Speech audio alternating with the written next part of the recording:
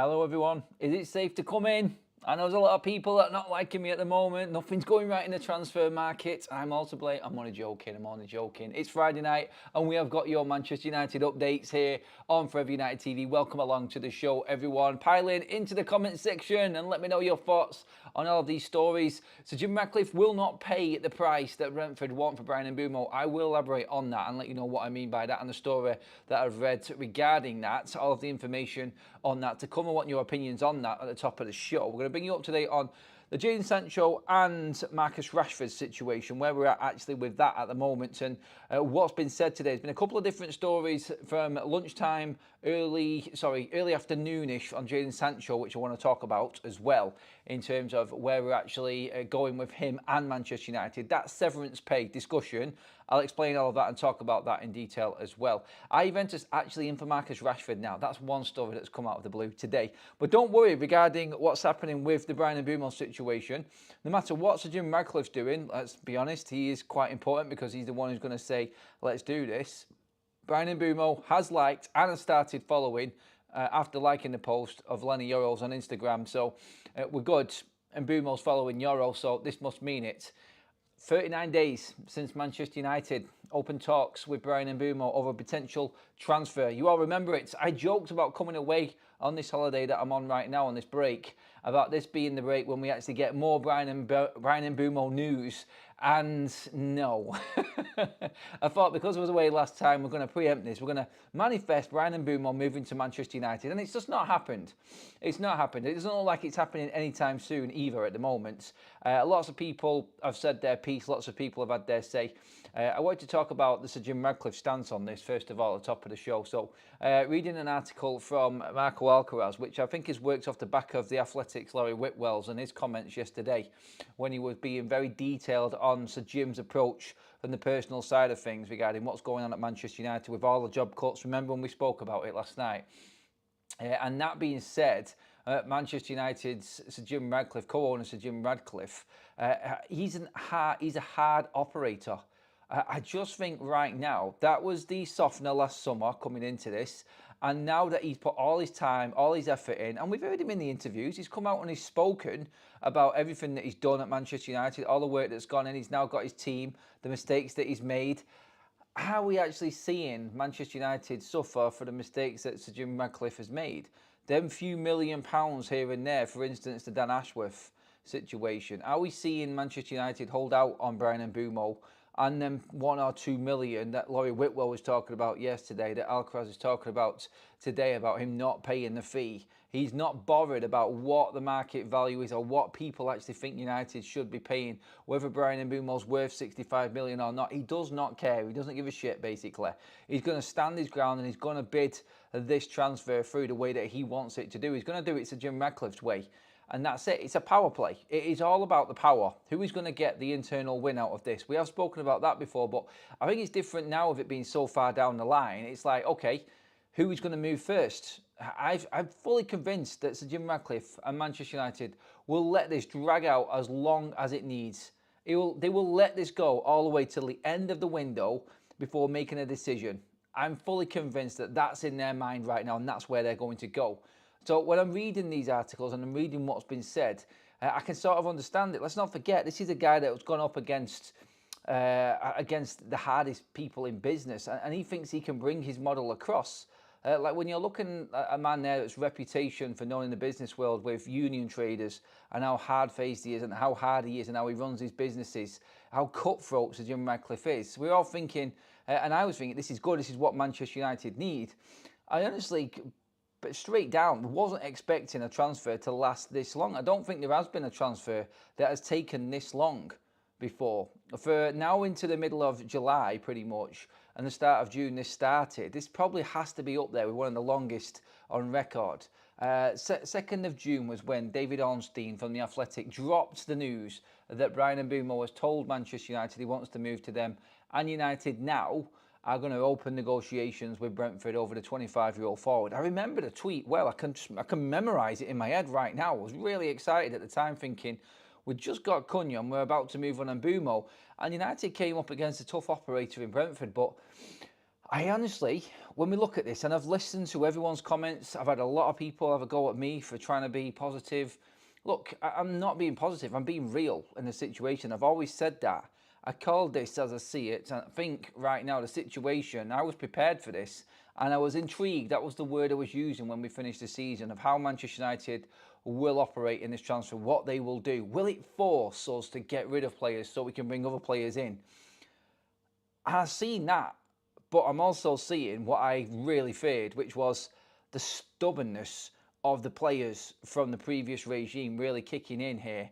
And I don't think Sadim Rcliffe banked on it. I don't think Inos banked on it. I don't think Omar Barada, when he made that speech on MUTV about the plan being in place, we had all of the different situations laid out. Whichever way the season finished, we had a plan A, B, C, whatever it was.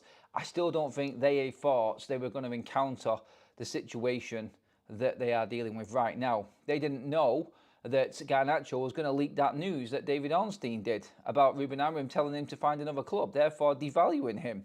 They obviously didn't think that the leaks around Manchester United were going to be like they are this summer.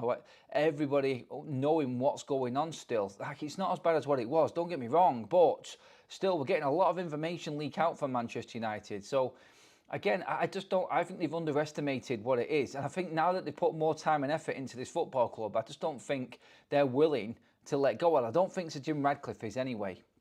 And I've looked at the reports on and the write-ups on Omar Barada as well, and how he operated at Manchester City.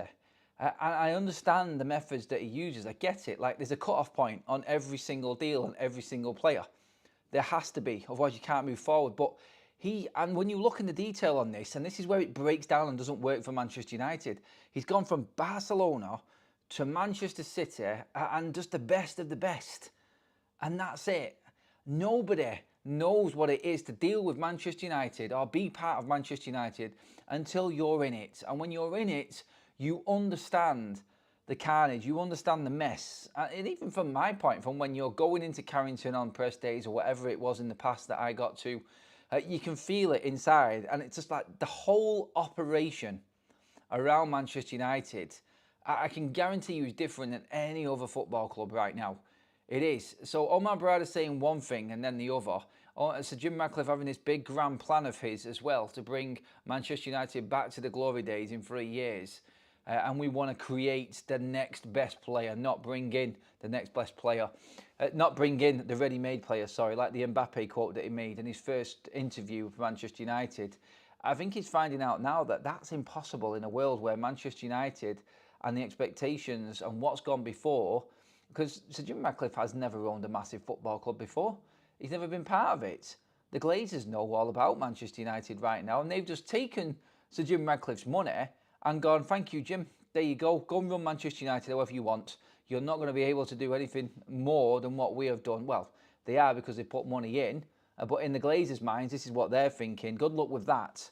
They've taken his money, and yeah, it's nice, they're not taking dividends. They're not bothered when they're taking, what, 1 billion out of Sir Jim Ratcliffe's pocket just to own a tiny little piece of Manchester United. That, I think, is where Sir Jim is falling down here. And he is using his business tactics at Manchester United. He is the hard negotiator. He's known for it in the business world. And he's coming up against other football clubs that really don't care about reputation, really don't care about how big the club is or what they're doing or how they're bidding or what pressure they're putting on the smaller clubs. There are rules of PSR and financial play within the league now that protect smaller clubs and this happening. So the days of Manchester United bullying teams into submission on transfer fees are long gone right now. And I am convinced that Sir Jim is not going to pay this money. Brentford are the ones that are probably going to buckle. They're the ones. Now, they apparently, according to these reports that I've read, are waiting on Manchester United now. Brentford have made their stance and nothing has happened. It's week on week now. I've given up on saying when I think this is going to happen. The only journalist that I actually agree with on their report at the moment on this situation and where we're actually at is probably Laurie Whitwell's, when he said that Manchester United have invested so much into this transfer that I would be astounded if it didn't happen. It will break at some point, and there will be something that does actually make this deal happen. There'll be a moment when somebody steps forward, like it'll ever be Sadim Rcliffe who just says, right, okay, let's just do this. And it will go forward from there. But honestly, 39 days in, this has to be a record for a transfer saga now. For a player that we know has actually come out and said he wants to come, and bids that have actually officially been made, this has to be the biggest drawn out transfer saga in our history. It has to now. And it's got to a point now where nobody cares anymore. That's how it feels right now. It's like, oh, I can't be bothered looking anymore. Like, the news comes out and you're just never convinced by it now, because nobody's got it right. Absolutely nobody's got it right. I've seen Ben Jacobs backtrack. I've seen Fabrizio Romano starting to try and calm things down and tell fans to be patient. He can't come out and say things constantly all the time. The Athletic got it completely wrong. Everybody who's put a timescale on, or when they think something's happening, or saying that this deal's at this stage in this transfer, has got it wrong every single time. And you know why? Because it's not the old United. It's Sadim Rcliffe, and him making a stance. And that's what this is. It's his ego against everything that he's put into this football club. It's not so much against it, but because he's put everything into this football club now, that he thinks, I remember the interview where he couldn't understand it when he was talking to Gary Neville about the criticism he's getting. All he sees is 300 million put in. He's bought into the Glazers. He's took the power away from the Glazers in terms of running the football club. He's bought a structure in. He's streamlined it. In his head, he's thinking he's doing a fantastic job in bringing in his best-in-class people, and now he's got his full board and everybody in place. He thinks that this is now, he should be getting credit for this. He's never come up against the backlash of a Manchester United fan base like this. And in the past, yeah, you might have got a different world where Manchester United hadn't have made these mistakes in the transfer window. But I just think right now, where we're at is, it's a reality for us United fans of what the ownership is actually going to do going forward. But it's more of a reality for Sir Jim Radcliffe and what he's up against. The problem is, he's the one in power and he doesn't care. We care. That's the difference in all of this. And this is why we're not going to get any movement on BRYAN and Bumo until Sadim Rcliffe is happy with what's happening. He is not going to buckle under £1 million. I think we have to accept that now and just move forward with this and just hope that this transfer actually happens at all in this transfer window. And I still think it will. Now I've stopped even guessing where Manchester United are actually going to be with this or when it's going to happen. I would actually hope that it would happen before the tour, but I keep seeing reports come out now he might join the squad on tour. That next will be after the tour is finished, and he'll be back in at Carrington when everybody walks into the brand new shiny Carrington that Inos have built with their own money, which they have, and that will be plastered everywhere all over social media very, very soon as well, just to actually make the point and drive it home that they have invested money and it has gone into the infrastructure of Manchester United. So again, we are stuck at a crossroads with, I think, the ownership model. Not so much Inos and how they are. I think we've needed this type of ownership model in a way, not to where we are now. And I don't think it's coming at the right time at Manchester United. If what I've said before. Like, if this came in 3 years ago, it would have been perfect for United. We wouldn't have made the mistakes that we've made in the transfer window, and we wouldn't have been making stupid appointments staff-wise. So I think I think it's the right type of model, wrong time. And right now, we're buried. And I've said this so many times this summer already. I understand the frustration of everybody, but I already knew what was coming this summer in a weird way. And now I've been told, I've got the answer to what my question was at the end of the season, how Ineos will approach this window. They're giving nothing away, and it's going to be painful, I think, the rest of this summer. I think it will be. I don't think anybody else is going to come in if we get Mbeumo until August. I think that's what it's going to be. It'll be the last-ditch stuff when everybody's bought up, when everybody's got their players in. There are no updates on the visa situation. Obviously, you've seen earlier on about Gibbs White now. Nottingham Forest I've actually approached the Premier League against the approach for Morgan Gibbs White. So that maybe will drag that saga out a little bit. Forest and Tottenham probably preoccupied. And hopefully we can get on with getting the Mbeumo deal done. I don't know, but like I said there, it just feels to me now, just to round up on the situation with Sir Jim and Brentford, that it doesn't look like anything has been going on. I feel like Brentford have said their piece. He's this much. United have said that's what we're paying, and nothing has happened in between. Like Romano can say what he's saying. The clubs are still talking, but it comes a point nearly 40 days into negotiations where there's nothing left to bleed and talk about. It's someone's got to pay a bit more, or someone's got to accept a bit less. And if they're not going to do that, it's going to take someone like John Visa going, or someone else coming in and bidding what Manchester United won't for this deal to start moving forward. And again, I feel like the deal will happen, but the longer it goes on, we always run the risk of something like a Visa happening and him going in and Brentford saying, right, that's it, we're shutting up shop. But then again, I think United probably would have been encouraged, and Sir Jim Radcliffe and Inos would have been encouraged when the bid went in for 25 million for Visa, and Brentford came out saying that they want double that, 50 million for him. And nobody's going to pay that for a Visa. I'm pretty certain that's not going to happen. So United, again, not really bothered about how that transfer negotiation is going for him, and it just gives them time to play their long game. Unfortunately for us Man United fans, we have got another ownership model in here. I know it's better than what it was with just the Glazers in place, but it's an ownership model that really does not care about anybody else's opinion but their own. And if we accept that, we can get along. Like right now, I feel like I've not given up. I've accepted that this is the way that life is going to be, and there's nothing that we can do about it. We can all bitch and moan about what's going on and what's wrong, but at the end of the day, they're doing it their way, and this is now what we're going to deal with in many transfer windows going forward. Another point on this, before I come to the comment section, I can see loads of you coming in as well, just to quickly update you on the way that Ineos are working again. And they have done this in previous sporting enterprises as well. They've done this with the cycling team. Instead of going out getting the best cyclists out there, the well-known ones, they've used younger riders, like the next best thing, hoping for that prospect to, bang, take it on to the next level. Like, find someone within. This is what United's model is going to be going forward. I can guarantee it. With Ineos now, I think it's going to be something like, or trying to take Manchester United back to their roots with the younger players coming through. This is why the club are pushing out pictures of Shea Lacey playing alongside the likes of Matthias Cunha in training. Love that. Fantastic. Brilliant. Is it the right environment for them young players to come in? I could argue yes on that point, simply because we haven't got them 5 players back at United. No disrespect to Malacia and Antony, not as bad as the other 3, like we've said before. But I think I'm happy for these young players to come through now. I think they're in a better environment, and I think Manchester United are looking to bring in the right young talent now. So we may see more of Manchester United's academy players coming through. I know there's a lot of people in the chat that really don't care about that. They've got the they've got the bit between the teeth when it comes to Ineos, and they want answers.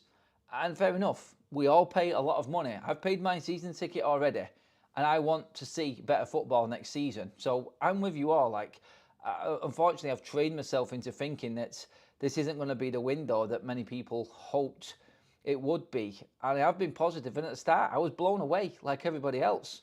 When I seen that Mbeumo news drop, I'm like, we're actually in and negotiating right now. I cannot believe we've actually managed to get Cunha done and then Mbeumo over the line, but slowly but surely the reality has crept up with us and Ineos, and it isn't as smooth sailing as we thought or hoped it was going to be. But on the recruit from within, or bring from within, or bring in younger players, again, I'm sure you've seen the news earlier on. Silly broke the news. Seth Rigion, I think is how you say his name, midfielder from Fulham, under 17s England captain as well. Fulham are looking to try and tie him down to a new contract, but Manchester United very interested. And when we do go for these younger players, I think we usually get the younger players in. This is a plan for Manchester United in the future. Unfortunately, Ruben Amarin's the one that's going to miss out on this, because I don't think he'll be in a job by the time all of these young prospects start coming through. So where I get this is an Ineos plan. This isn't a Ruben Amarin plan. If he manages to pull something off this season, maybe we'll start to see some more of these younger players coming into Manchester United. Some of the players we bought, it's like Chido and Frederiksen have both got squad numbers now. So they're officially into Manchester United's squad rotation. They're now senior players at the club. And you're thinking there, you've got another centre-back in there, you've got another striker in there already, and you can see where it's going. I get the plan, I do. But how many young players do you have to bring in or bring through to hope that you get one standout player come out of all of it. We've just had 2 come through, and one of them's arguing over contracts in Kobbie Mainoo, and one of them's been isolated with the wrath of nightmares in that group of 5 that's no longer allowed to train with the first team. So it doesn't always work that way, and there's no guarantees with it either. The only thing is, it's cheap, and it's not going to cost the club the fortunes. And then the words of Ruben Amarin rings in my ears, like I've said on every single show, we won't make the same mistakes in the transfer market again. I actually think that Ruben is on board with this, rather than the story that people are pushing that Ruben is angry. I think he understands where United's approach was. And maybe Inos have got a plan where they're not going to be getting rid of Ruben Amarin because he has accepted that this is the way that it's going to be. And that's when the news and the story came out today about all of these new personal training and nutrition plans for the players on pre-season. He wants to get more out of this current crop of players. He wants to get more out of every single player that's already there. Very stringent and very particular on what the players had to do through the summer. And don't get me wrong, they all look shit. They all look ship-shape. They all look great. No issue with that at all. It's a good thing. I'm not going to read too much into it because proof will be on the pitch if United can handle the pressure upstairs. Being physically ready, that's one thing. Anybody can do that. Can you handle playing against some of the best players on the planet, which are now coming into the Premier League, to all of our opposition? That's what all the fans are going to be judging. It's about them results on the bastard pitch. That's all anybody cares about. And that ultimately will be either the beginning or the end of Ruben Amarin and his time at Manchester United. Right, I've gone on for quite a bit there, just trying to explain what I meant by the Inos and Sadim Rcliffe approach and not paying that money. Let's get a few super chats first of all to kickstart things off. Hi Adam, and all the beautiful people in the chat, people that were not born rich and worked for it, and normally the ones that penny pinch their way there. Sad but true, so the rat's a penny pincher. Great explanation there. Thank you for that, Lee, mate. We've got Andreas in there as well. There's another one. He says, one side, they won't budge. Side 2, they can't wait for Mbeumo before signing other players. It seems that is the case. That makes fans not trust them. BRYAN, thank you for that super chat, mate. Nothing on there, but really appreciate it, buddy. Try and get your comment in the comment section as well, mate, to get your point across. I don't want your super chat to go without a comment read out, so please do if you can, buddy. Hey, bud, would you still support this method if it means we miss out on Bumo? Agree, we need to negotiate better, but it's been 7 weeks of tunnel vision. Look, it's a great question, and I think this is one that every single Man United fan is asking themselves. Even the people that don't like Sadim Rcliffe are asking themselves, is there anything good in this? You have to. You automatically ask yourself that question, don't you, as a fan? You're like, and I've said this before, you convince yourself that players are better than what they actually are. It's until they start turning out on the pitch and you got that quick reminder that they're absolute dog shit when you go, why was I even thinking this? And this is the same scenario now. Is there any good in what Sadim Rcliffe is doing? Yes, but in the end, if it doesn't get us the player, what's the point? And that's where there has to be an understanding from Sadim to look at this in a football way rather than a business way. The football is what is going to get you up that table, earning as much money as you possibly can out of Manchester United. And an investment of 1 or 2 million more on a player which is going to completely change Manchester United will be seen as a win with the fans, and it will, for the sake of losing BRYAN and Bumo, bring you more money. Investing in quality players is the Chelsea method. If you look at what Chelsea are doing, they're investing money into players that they know are going to keep on putting them up at the top table in the Champions League, consistently getting things paid for. They've just got into the Champions League again. They've just gone through the Club World Cup, and literally nearly all of their summer spending so far is paid for by the Champions League and the Club World Cup. That's where the money is, Jim. And you're gonna have to bring the players in to get you there. That's where it is. So in terms of answering that question, I do think there's good in it. If we lose out on Mbeumo, I can't judge that until the end of the window, mate, I'm afraid, because I'd need to see who else came in if we didn't get Mbeumo. So I've said it all along. I will make my big judgment on this window when it finishes. I've got all the patience in the world when it comes to seeing this window out and in how I judge Ineos. I'm frustrated now because we might be losing BRYAN and Bumo. That does frustrate me because I know how good BRYAN and Bumo would be for Manchester United. It would be a godsend for this team right now. And I know it, every single Man United fan knows it. So there's not one person who I've seen isn't happy with this signing coming in. And it will make a massive difference to this team. So gutted about that. I will wait until September 1st and then make judgment on this.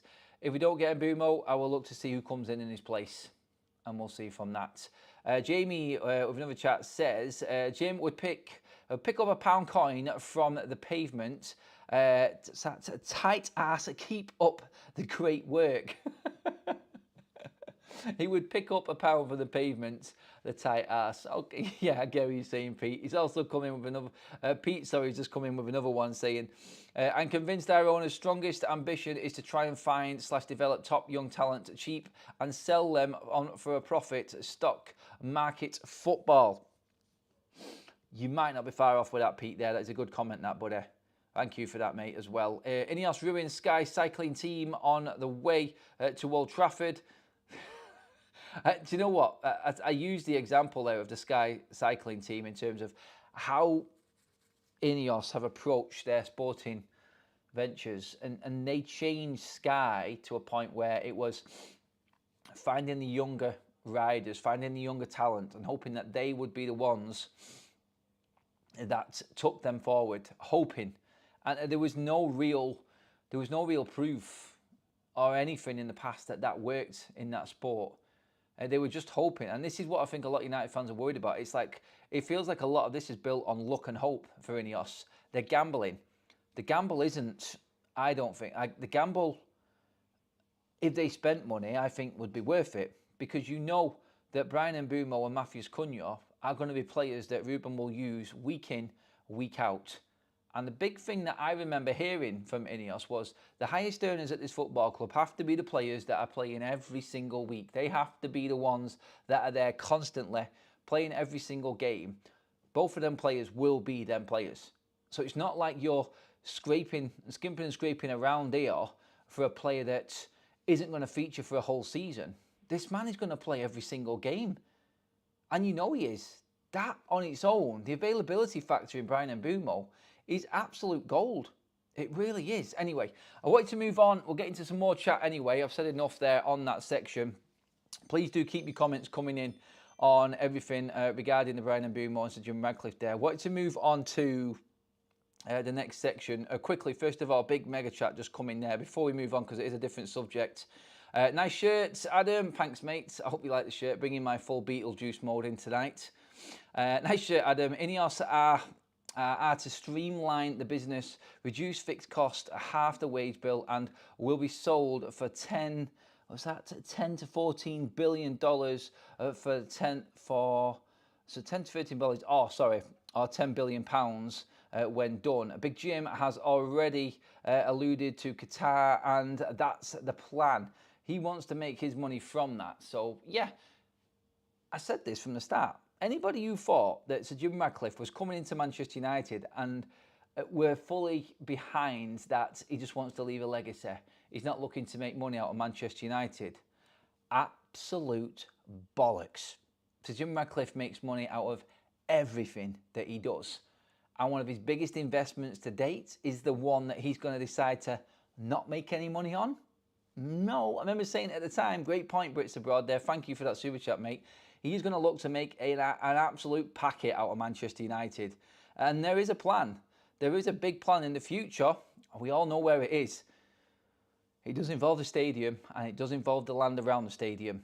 I was talking about this way back when we were talking about stadium plans well over a year ago now. I remember talking about it, and the amount of land that United own, that's where the money is. That's one of Manchester United's biggest assets. The land that this club owns, that's where the gold is. And that's where Ineos will make their money. And it does coincide with the stadium being built. Long-term plan, and we'll see what happens in the future with it. But yeah, you're right with that super chat, mate, just to answer that one. Thank you, everybody, already. We're around about 400 likes. We're not even half an hour in. Absolutely brilliant. If you're loving the content, we're sticking in on this here now. We're digging in deep, everybody. It's getting tougher and it's getting harder and harder with all of this news not getting any better. But thank you again for the support. Please keep liking the video. Make sure you've hit that subscribe button as well, everybody. Really appreciate that also. Completely free, and they help the channel out massively. So please do get involved there. In terms of the news not getting better, I'm sorry, here we go again. Jadon Sancho and that severance pay communication that's been going on. So we heard before, and I didn't do anything, didn't do a video on it. I thought, you know what? I'm going to let this play out, because our mate, Mr. Fabrizio Romano, will come out and destroy anything that anybody else has said. So I gave it time. The first bit of news that came out, and a lot of people have already talked about this, the severance pay. So this, to use an example, is similar to the termination of Dusan Vlahovic's contract at Juventus. So the player will be owed, in the last year of his contract, a certain amount of money if you put all of that last year together. So for instance, Jadon Sancho's is just over 10 million. So if United still had Sancho on the books, they'd have to pay that wage. So £10 million worth. The severance pay that is reportedly being discussed and accepted from Jadon Sancho's half is around 4.3 million, 5 million euros to be exact. That's the severance pay United pay him to get him out of his contract. So when we were talking about Marcus Rashford having 3 years left on his deal, near enough close to 20 million a year, for God's sake, how United get that done is by the severance pay. So an agreement will be made. Vlahovic won't be getting 315 grand a week's worth in his payment if it's terminated. It'll be an agreement in between. Remember when Harry Maguire wanted 5 million to leave for West Ham and United wouldn't pay it? Severance pay. It's in the contracts. I remember Xhaka. Remember that one last summer? He was holding out for his money. United have to make an agreement with the player to end their contract early as well, so the player gets that money. So Sancho's agreed that, and everyone's thinking, whoop-de-woo. We've actually got an agreement in place here, and we're actually moving forward with this now. Juve can actually come in and actually make this happen. That, I think, is what everybody was hoping at lunchtime today, because there was more reports from Italy saying that there is an agreement between United and Juventus, and now that we've got this severance pay, that's out of the way, United can possibly move forward now and make this deal happen with Juventus. Not true. Well, you could say the parts of it are. The severance pay bit, I'm sure, has been well discussed. The report came in saying that the communication with Sancho and United has been good, and that's happened. Juve, as we know from Fabrizio Romano, is dead in the water. And the problem we've got with that is that it never looked like there was a deal in the first place. We've been fed an absolute load of shit, again, which is no surprise this transfer window. But what we have got here now is Fabrizio Romano coming out and pretty much, if you ask me, killing the transfer saga altogether with Jadon Sancho and Juventus, because he's come out and said that Manchester United's Jadon Sancho is not a preferred option for Juventus. They prefer Conceição, obviously, and we spoke about this before, because I did say the other day that Juventus had made a bid for Conceição, and that worries me, because that's money which could be going on Sancho, going into another player in a similar position. So Romano's saying that now Juventus prefer Conceição over Jadon Sancho. Do we accept that the deal is dead just off the back of that now? Is that what we do? Do we have to sort of just say, that's it? Sancho's done. Was he ever going? Was he ever going to Juventus? As some reports have said, but then again, I tend to probably believe Romano more, that Juventus have asked Jadon Sancho to wait it out for a couple of weeks, or a bit of time while they get rid of a couple of players so they can afford him. I don't know anymore, honestly, with Jadon Sancho. Again, there is that feeling that he'll just walk. We'll end up paying his loan. When you look at the Jadon Sancho situation at the moment, if I get my calculations right, with this latest payment of transfer fees that United pay at the start of July, the one that Sadim Rcliffe was talking about, was it 89 million? So before we get into July and into the transfer window opening, we have to pay the next instalments for all of the historical transfers United have made. Antony, Rasmus, Onana, Mount, Sancho, all of these players that we're still paying for the last 4 or 5 years, then payments come out. Now, if I get my calculations right, with this now going into the 5th year of Jadon Sancho, I think United, because as of June 2025, we still owed Dortmund 17 million for Sancho. Now, I might be wrong with this, but we pay the next instalment when July hits, when the new financial year starts, and they're calculated in. So if June's figures are right, Manchester United have now paid all of Jadon Sancho's transfer fee off to Borussia Dortmund. The 5th year has started and the payment's gone out. So that leaves United then with Sancho now free of any transfer debt and his wages come down. The question I would ask is, if you know that there is a severance pay and we can get rid of Jadon Sancho, at the end, would you just take that 5 million off Chelsea and break even and say goodbye to Jadon Sancho now? Are you that fed up? I personally think we can get a little bit of a loan fee at least and get a little bit more money out of it. But again, I think even with a loan fee, and then you calculate how much money we're going to have to pay him, which is over 10 million for another year. I know the other club's going to come forward and pay a little bit as well if we do a loan. All depends on the loan fee. Would you just get rid of him? I don't know. Talk to me about that, whatever. We're going to move on in a minute, but I just want to get some comments in first of all. Who would you go for, Adam, if we walk away from Mbeumo? Tyler Diblin, Semenyo, Trincao. Semenyo's just signed a new deal, no, that's not going to happen. They wanted more than BRYAN and Bumo, so never going to happen with that one. Diblin, we know Southampton want stupid money, so no again on that one. Trincao, the talks have gone completely dead, so I think that's finished. Try and steal in on Arsenal and take Mbeumo. Personally, I wouldn't go for a 10. I would go for a striker. I would go and get one of the better strikers out there, or an 8. Do you know what I would do? If we didn't get BRYAN and Bumo, we're in a tough situation where we are right now. What would I do? I'm happy with the 10s. We can move Bruno up. I would go out and get an Edison in midfield. I would buy him, and then I know we've got a proper midfielder there. And then I would try and load in another midfielder as well to help out. And then I would go and probably get someone like Vlahovic in, like that, up front for a season. And knowing that he won't cost a lot of money for Man United, possibly free with that termination, I think then United could go out and get a striker next summer. I think I've said that before, actually. That's if we don't get Mbeumo. I would rather take Mbeumo over all of that happening, just so you know as well, mate, on that one. But let's get a few more comments in on this one, everybody. Please pile in into the chat. Let me know your thoughts. Talk to me about all of this. We've got a few more super chats that have just come in. Sudhan says, Mbeumo can come before the window ends, but will miss pre-season. Players have better chances of success with pre-season. Inos is no better. I'm not. That's a myth for me. I've said this before. I don't care about pre-season. I think people just always make up some baloney story that pre-season and not having a player in completely derails them for the season. Look, they're fit, they're training. Yes, they'll have to get into training with BRYAN and with Mbeumo and Ruben Amarin so we can learn the system, and that might take a little bit longer. But let's be honest, a couple of months in, you'd expect BRYAN and Mbeumo to be hitting the ground and smashing it anyway, wouldn't you? In terms of the other chats coming in, Bjorn says, "What if we don't get Mbeumo?"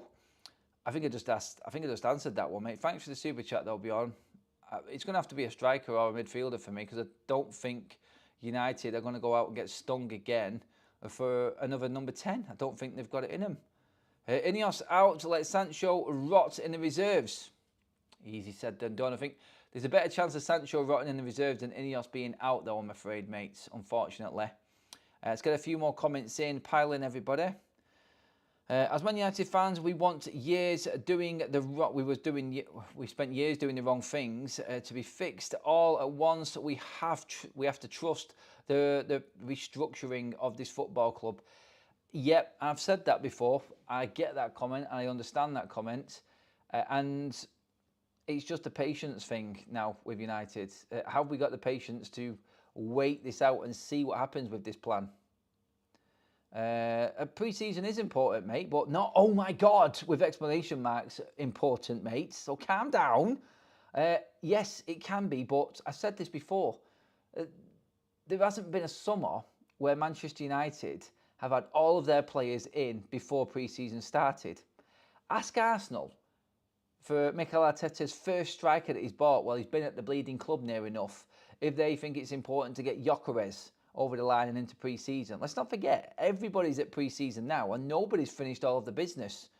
So, yeah, I understand the point. Pre-season is important, but I think it's more important for the current players rather than the players coming in. Because let's not forget, we're going out buying better players to come into this system.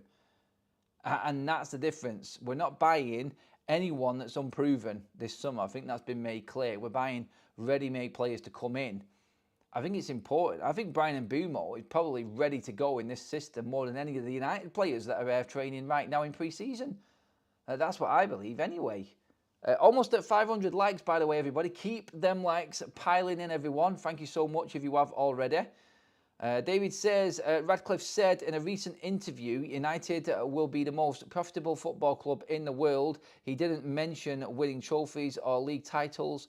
He's nothing but a greedy, money-grabbing... Yes, that is a naughty word there. I'm well cut out on that, David. But I get what you mean, mate. United won't be the most profitable football club unless they're competing at the highest level. I think everybody knows that. So Jim won't make money out of Manchester United by making cuts.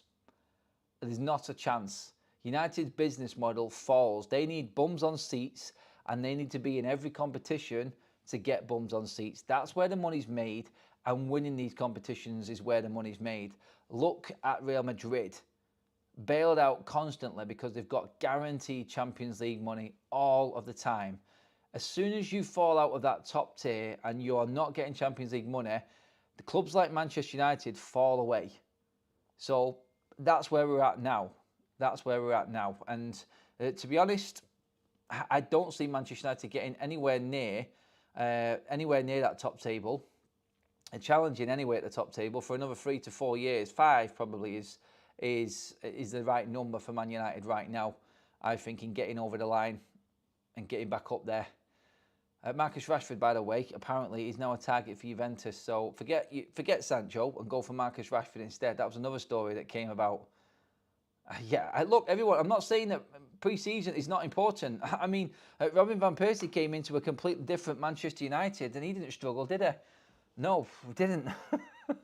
It's like people have this idea that pre-season is massive for new signings coming in. Yes, if you've got certain players that have never played in the Premier League or players that have never played a certain system, adaptation and giving them time to settle in is very important.